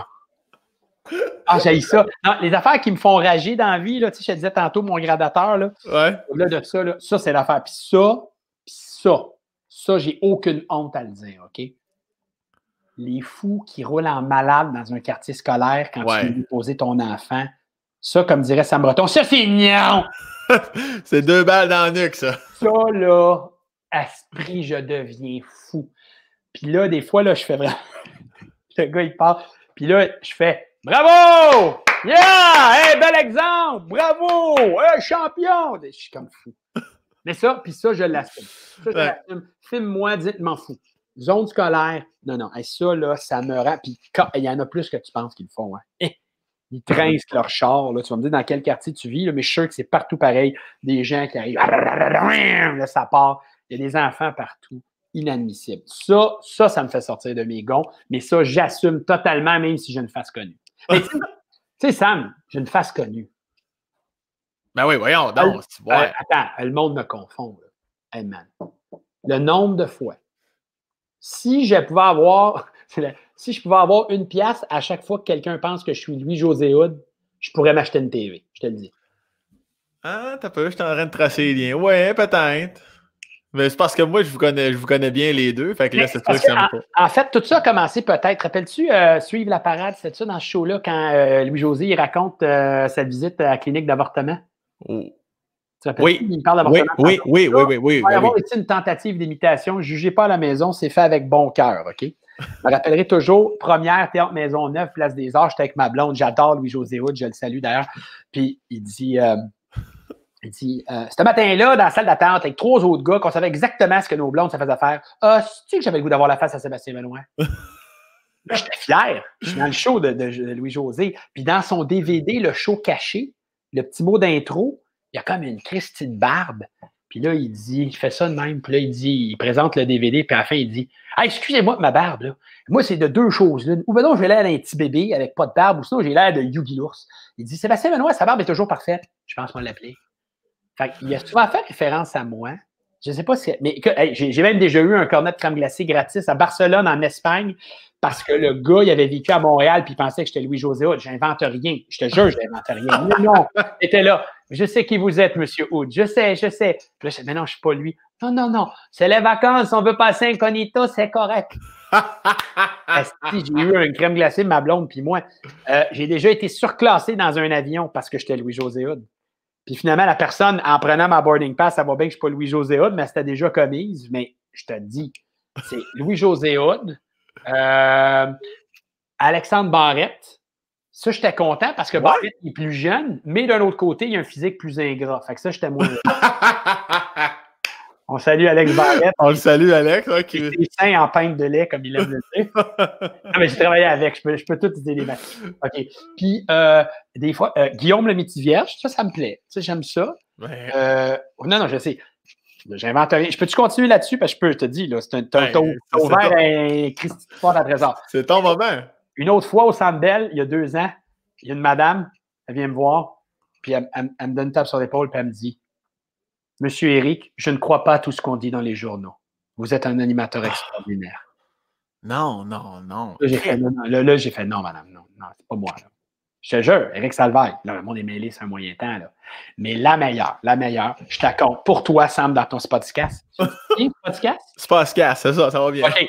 L'émission Coup de foudre que tu as merveilleusement fait l'été dernier, on est il y a 3 ans. Je viens de commencer à faire la poule aux œufs d'or à TVA. C'est la fin de l'été, puis je viens de commencer à faire ça. Mon équipe technique, des jeunes trentenaires un peu hip, ils rient de moi parce que c'est une poule, tu sais, là, un peu hipster. Ouais. Je bois du vin nature puis je chiotte. Là. Ils rient de moi parce que je fais la poule. J'étais comme, hey! Vous allez voir, c'est le fun, la poule. Puis, on était à Drummondville, cette journée-là, parce qu'on tournait avec Michael Gouin, super gars. Puis, lui, il vient de là. Fait que je disais à Michael pendant le tournage, je fais hey, après, il disait, après ça, peux-tu me montrer un dépanneur ou une pharmacie? On va aller acheter des poules aux œufs d'or pour les gars de l'équipe. Fait qu'on finit le tournage, puis Michael, il m'accompagne, on s'en va dans une pharmacie au centre-ville de Drummondville. Puis là, à l'arrivée à la pharmacie, là, la madame nous voit à l'entrée, prend l'interphone, puis là, elle fait attention, tout le personnel, nous avons de la belle visite à l'entrée. Là, elle raccroche. 8-9 filles arrivent, les techniciens dans le laboratoire, tout ça, que des filles. Puis là, ils sont comme « Oh, allô! » Puis là, ils applaudissent. Le mec puis moi, on trouve ça drôle. Fait que là, j'avais déjà acheté 6-7 poules pour mon équipe technique. Là, je deviens mégalomane, mon gars. Combien vous êtes? Rajoute-moi 12 poules. Moi, poules à 2 piastres, des poules à 5 piastres. Je suis millionnaire. Je paye des poules à tout le monde. Puis là, les gens sont comme « Oh! » Là, tout le monde est content, prend des photos. Puis là, on paye la note. Je sors avec Mick Gouin. Puis Mick Gouin, il me dit « Man, c'est épique ce que tu viens de faire. C'est incroyable. Le monde va s'en souvenir. Asti que c'est cool. J'aimerais ça faire ça comme toi. » Et là, il y a une des employées avec qui j'ai pris une photo. Elle se met à courir. Puis là, elle me prend et elle me dit « Gino, t'es vraiment extraordinaire. » Tabarnak! J'invente rien. T'appelles Mick Gouin, il va te le compter. T'es-tu fait rembourser sa poule à elle, là, c'ti? Non. Et mieux que ça, j'ai jamais corrigé la fille. J'ai fait ça me fait plaisir. J'ai texté Gino après pour lui dire, juste te dire, sois pas surpris si tu as payé une tournée de poule dans une pharmacie à Drummondville. Je trouve ça drôle, ça fait un bon détecteur de mensonges. J'ai payé une tournée de poule. Puis le pire, c'est qu'après ça, j'ai ri, là, je fais tabarouette, mec, ça n'a pas de bon sens. Puis là, Michael, il se sent mal. Puis là, il me dit, ben non, Seb, voyons, la fille, elle est perdue, là. T'es super connu, je te le dis. Puis juste au même moment, on passe devant une brasserie, puis il y a un vieux monsieur qui est là avec son box de bière. Puis là, il fait, hey! TVA! Je te jure, au même moment, je veux dire, t'aurais voulu une pièce de théâtre, c'était ça. Fait que je suis comme, ben oui, regarde, le gars, il m'est prêt à dire mon nom, il dit TVA! Invitation Drummondville. Ça! Fait que tu sais, quand je te dis, j'ai pas. Le monde pense que je suis quelqu'un d'autre, je te le dis. Mais c'est correct, je vis bien avec ça. Je vis très bien. Mais c'est arrivé, tu sais, pas. Non, des dizaines et des dizaines de fois, je te le dis, c'est fou. Ça, tu vis bien avec ça parce que tu as 48 ans ou à un moment donné, ça te gossait un peu? Là? Ça m'a zéro gossé. Sérieusement, ça me fait rire. Le monde est mêlé solide. Là. Vraiment, vraiment, vraiment. Là. Puis il y en a vraiment, ils viennent me dire, je le sais exactement, ils ne disent pas que je suis Louis José Hood, mais ton spectacle m'a beaucoup fait rire, ça m'a fait du bien à un moment de ma vie où j'en avais besoin. Sincèrement, des fois, je ne corrige même pas parce que je me dis, la personne, ça a l'air vraiment y faire plaisir de me dire ça. Fait que sais-tu quoi? Ça fait plaisir, on est là pour ça. Bonne journée maintenant. En même temps, nous, les humoristes. Je te jure, c'est fascinant. C'est fascinant. Elle prend une photo avec toi, elle met ça sur son Facebook, puis là, elle se fait traiter de conne parce que c'est comme « Hey, c'est Sébastien Benoît! » TVA! Hey, attends, puis l'autre affaire, oh non, ça y est, je suis comme toi, j'avais comme une idée. Non, mais c'est drôle parce que, tu sais, tantôt, là, je te parlais du côté pas assumé qui je suis ou modestie. Ouais. On dirait que la vie, des fois, t'envoie des affaires. Tu sais, c'est niaiseux, mais tu sais, quand tu me dis « Ça te dérangeait-tu de pas te faire reconnaître? » Zéro. Sérieusement, zéro. J'ai pas besoin de ça. Il n'y a aucun problème avec ça. Mais c'est comme si la vie me disait hey, t'es pas, tu sais, calme-toi, là. Le monde ne sait même pas t'es qui. Tu sais, souvent, j'aime ça dire va-t'en dans Westmount ou même à l'ouest de Saint-Laurent, il n'y a aucune personne qui sait.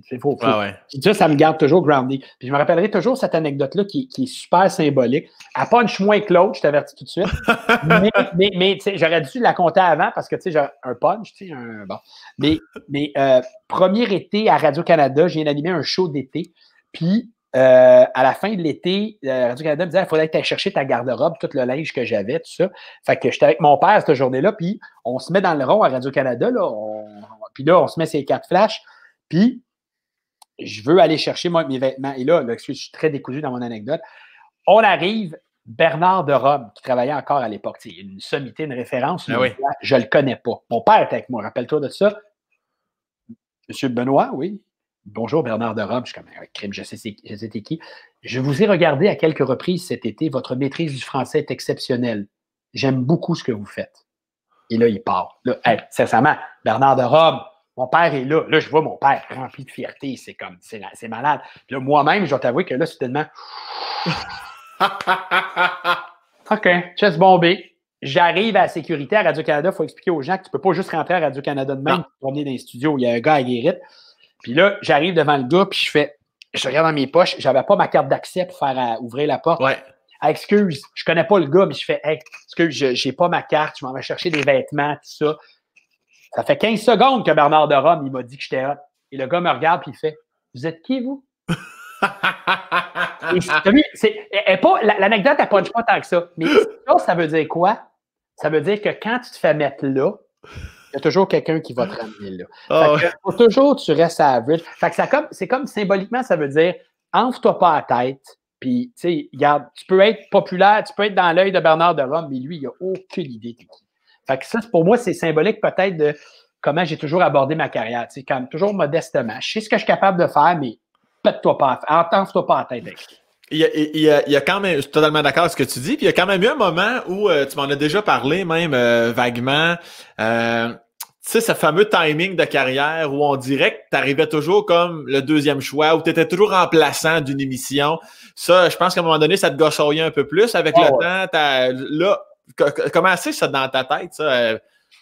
Ce fameux phénomène-là depuis nombre d'années. C'est mieux, mais c'est vrai que ça m'a souvent gossé. Parce que si tu regardes ma carrière, je suis le deuxième à Fureur après Véro.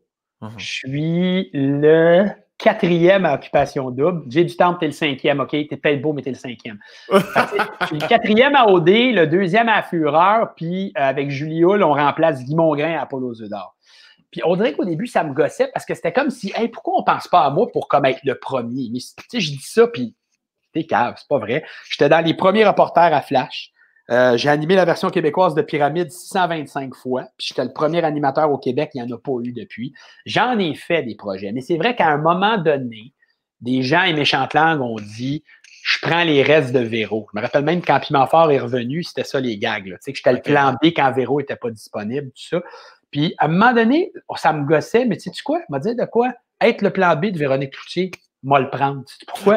Véro, même si c'est ma compétition en radio, c'est une amie depuis 30 ans. Puis, c'est une professionnelle jusqu'au bout des doigts. C'est une top. Puis, tu sais quoi?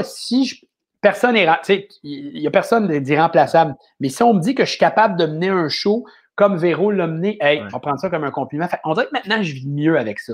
Je vis bien parce que je vois aussi des amis puis des gens qui vivotent puis qui ont moins de projets. Fait que, mais oui, au début, ça m'agaçait. Ça m'agaçait beaucoup, beaucoup, beaucoup. Puis je sais qu'en ce moment, me faire proposer sur un show, c'est un choix safe. Je ne suis pas un choix surprenant, mais je te le dis. Puis là, maintenant, regarde, ça prend tout mon courage pour te le dire. M'en faire la job. Puis je le sais. Sincèrement, tu m'amènes même à 15 minutes d'un show. Je te parle pas d'un show d'affaires publiques ou un show, mais tu sais, d'un variété, là, je suis capable de le faire. Ah ouais. Mais on dirait que je ne suis pas surprenant. De nos jours, les diffuseurs, ils veulent surprendre. Oh, on va prendre un chanteur, quelque chose, tac, tac, tu sais. Alors, tu as vu, mais je me suis fait à l'idée qu'en ce moment, c'est peut-être pas mon temps, ça ne sera peut-être plus. Je te dis, je suis vraiment en paix avec tout ça. C'est sincèrement. Mais c'est vrai que ça m'a, comme tu dis si bien, gossaillé d'être un plan B pendant longtemps. Mais regarde, le plan B, j'ai toujours travaillé pareil. Je suis toujours là, puis j'ai bien du fun. Ben oui, puis tu le fais très bien à part ça. Comme tu le dis, tu es encore là, puis tu es là pour rester. Est-ce que souvent, j'imagine que ça t'a encore plus gossé de vivre avec, tu vas comprendre ce que je veux dire, par entourage, des fois la famille, des fois même le public, tu sais, les gens qui t'aiment beaucoup, beaucoup, là, c'est eux autres qui te remettent souvent dans la face, puis ils font pas ça pour mal faire, mais tu sais, je comprends pas pourquoi c'est pas toi qui l'as eu, c'est toi qui non, mais tu sais, des fois, c'est drôle, pareil, tu sais. Oui, c'est drôle, tu me dis ça parce que je suis allé chanter en direct de l'univers, puis il y a quelqu'un qui a écrit « Bravo, belle performance, ça fait du bien de te voir, on ne te voit presque plus. » Là, dans ma tête, c'est comme « J'étais à Apollo aux œufs d'or à tous les semaines, ça fait 700 000 personnes par semaine. Je pense, là, j'étais comme « Hein, qu'est-ce que c'est ça? » C'est vrai que ça m'a gossé. Puis c'est vrai que des fois, les gens, c'est comme « Ah, je t'aurais vu à la place de... » Ah, les gens qui disent « Toi, tu es un vrai animateur, pas comme... » Qu'est-ce que tu veux que je te dise? Je sais pas. Oui, des fois, ça vient me chercher, mais les gens veulent pas mal faire, mais c'est ça. Mais sérieusement, je suis plus chill avec ça. J'ai du mot chill parce que mon gars emploie chill à répétition, mais je suis plus chill avec ça. Sérieusement, je suis content de ma carrière. J'ai une belle carrière. Ça veut pas dire que je suis comme repu puis j'ai plus le goût de rien faire. Tu sais, amène-moi un nouveau projet, je vais le faire. Ah ouais. T'aimerais ça que ton fils embarque un jour? Est-ce que tu le vois venir un peu ou t'es comme non, pour le moment, impossible qu'il embarque dans le show business? Ah, impossible. Ça, il fait 0-0-0. Pour moi, lui, en ce moment, il veut devenir prospecteur de métaux précieux. Musicien. Mais tu as vu musicien, mais pas musicien chanteur, tu sais, genre faire de la musique genre classique, très sur le piano, ou joueur de soccer professionnel. Mais j'ai dit, aux dernières nouvelles, tu n'es pas dans l'école du club de foot de Montréal. En même temps, toi, tu es étudiant en droit, puis là, tu animes la poule aux œufs d'or. Fait qu'on ne sait jamais ce qui peut arriver, là, tu sais. C'est ça que je dis à tous les jeunes, puis ça va aussi pour mon gars. J'aime ça faire des conférences dans les écoles à l'époque où on avait le droit, là. Tu as le droit, quand tu es jeune, de changer d'avis. Tu sais, là, de nos jours, des gens qui vont garder la même job 25-30 ans, ça va être plutôt rare. Puis tu as le droit de te tromper. Tu as le droit de dire on efface son camp. Tu sais, j'ai l'exemple chez nous, je t'en ai parlé tantôt. Ma blonde, elle a pratiqué pendant 4 ans. Elle s'est blessée, elle a un genou en courant. Elle va voir un médecin sportif, puis elle a style épiphanie, toi, chose, c'est ça qu'elle veut faire. Elle retourne faire son cégep, son université. Tu as le droit de te tromper. Tu as le droit de changer d'idée, puis c'est pas grave. Et est-ce que ta blonde, ça fait combien de temps que tu es avec Karine? Faut que je compte bien. Bientôt 13 ans. Bientôt 13 ans, vous n'êtes pas mariés? Ah, elle souhaite, tellement. Fait que là, faut-tu changer de sujet, tu penses? Non, elle sait ce que je pense. Mariage rime avec niaisage. Non. On va faire une grosse fête. Ça va être le fun. Ça va coûter 40 000 $. Non. Des fois, j'ai dit, OK, tu veux te marier, on va aller au palais de justice, on va faire ça à 2h55, 3h02, c'est fini. Ah ben non. Tu veux te marier ou tu veux pas te marier? Ben non, mais c'est ça. Tu veux le party à 40 000, c'est ça. Mais, vas-y. Non, mais tu sais, pour moi, je sais que c'est cliché. Je dis pas que je me marierai pas, là, parce que j'ai pas envie que tu me reviennes après et que tu me dises tu m'avais dit ça, tu m'as juste dit de la guenille, comme tu aimes dire.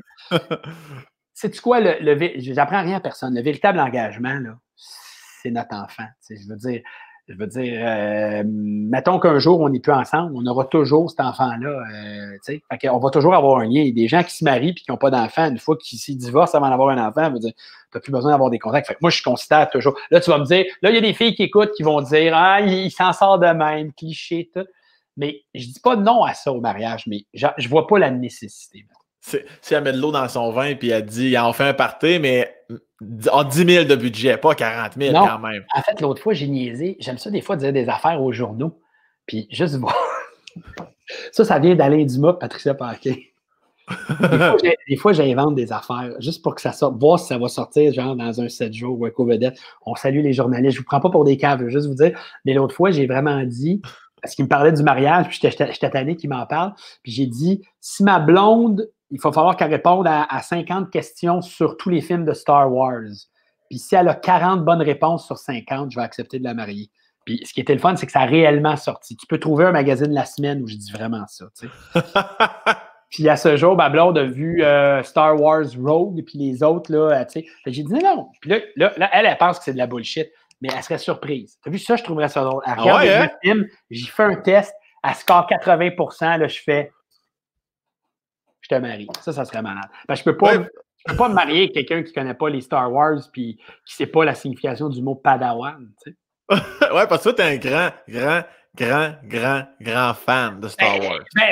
Il y en a des pires que moi, là. Je salue Mathieu Roy qui travaille à Salut Bonjour, mais non, mais j'aime bien ça. J'aime bien ça. Puis là, c'est drôle parce que là, j'ai écouté les Harry Potter avec mon gars, puis Harry Potter, je regarde, il y a plein de ressemblances avec Star Wars, le mal, l'obscurité, puis choisir les forces, tout. C'est universel, Star Wars. C'est malade, mon gars, de regarder Star Wars. T'as-tu des figurines, des affiches? Ils sont encore toutes les figurines à la maison de la famille. J'avais même le Millennium Falcon. J'avais la base de Death Star. J'avais un X-Wing Fighter. C'était malade. Ah ouais. Mais ça, c'est tout à la maison parentale. Exactement. Puis mon fils, il n'a pas encore vu les Star Wars parce que mon fils, il est un peu anxieux. Tu sais, j'ai dit tantôt qu'il faisait beaucoup d'empathie, mais c'est l'empathie qui frôle là. Il n'est pas bien, là. Okay. Il se couche, des fois, des fois, on ne complète pas le film d'Harry Potter, puis c'est comme, là, Voldemort, il a été fort sur Harry tantôt, puis il va avoir de la misère à dormir, là, tu sais. Ah, shit, j'ai dit son nom. Je viens de dire le nom de Voldemort. Ça fait 2 fois que tu le dis, là.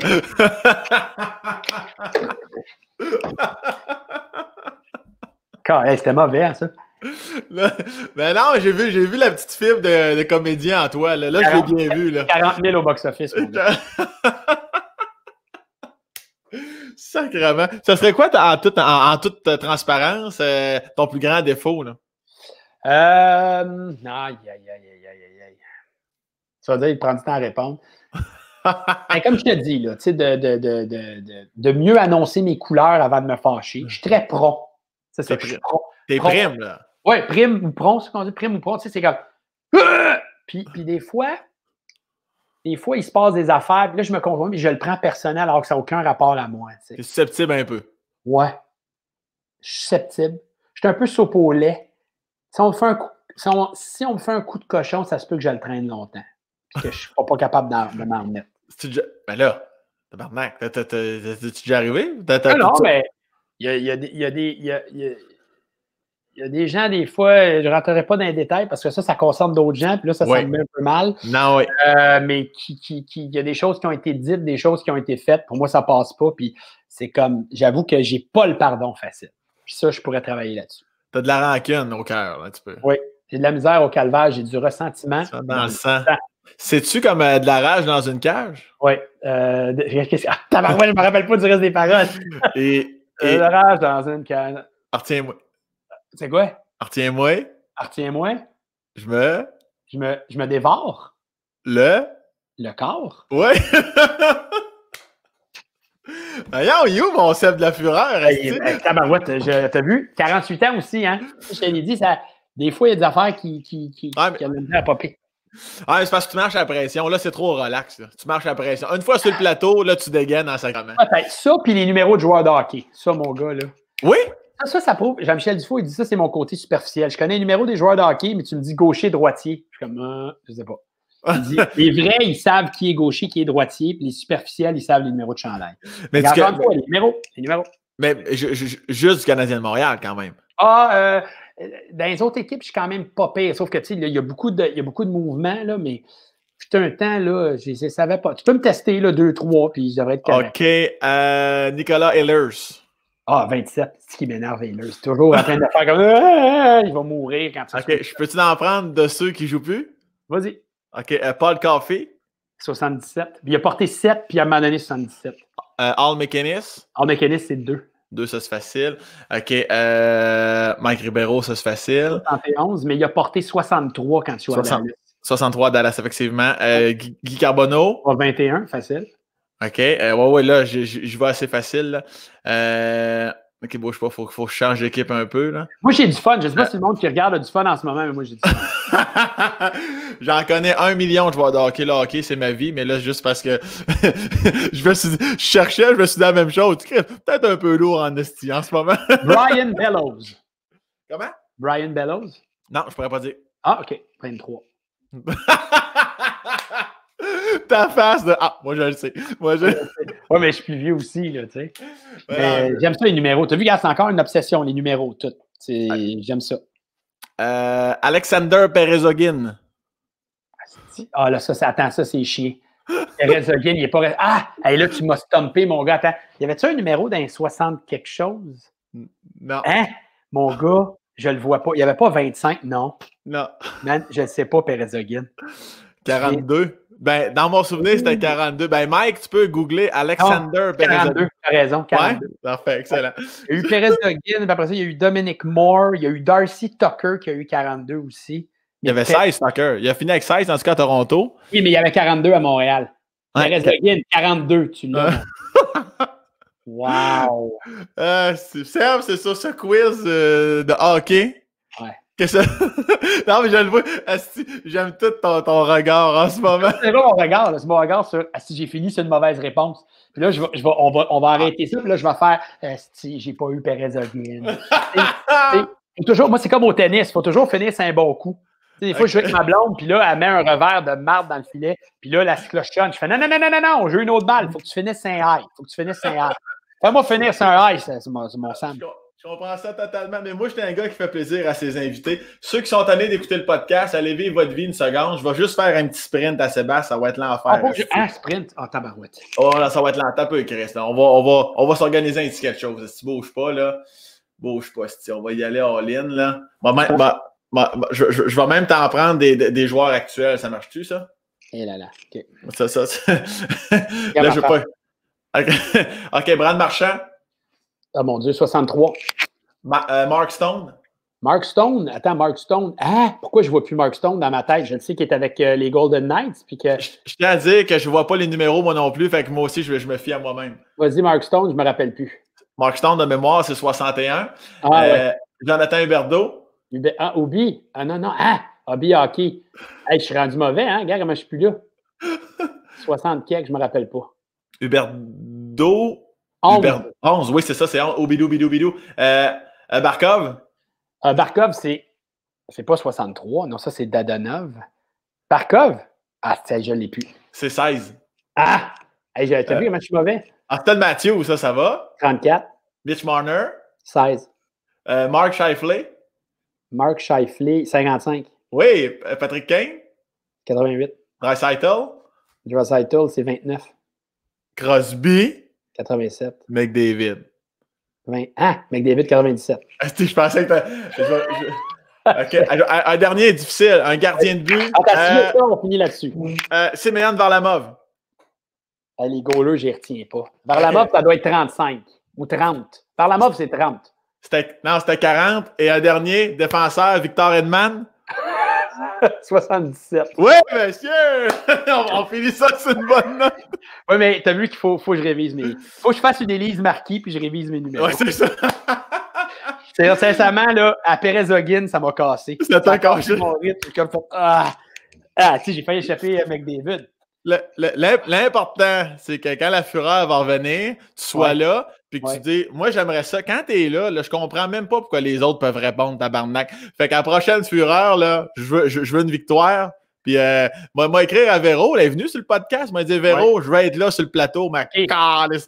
Il écrit à Phil Roy, quand tu as des questions, ferme ta gueule! Je le texte à l'instant. Merci pour tout. Merci de m'avoir ouvert le cœur de ta vie personnelle. C'est bien gentil. Au plaisir du prochain tournage. Prends soin de toi. Ouais, tu sais comment je t'aime beaucoup, Sam. Ça a été un plaisir de te jaser. Merci beaucoup. Merci à toi. Bye.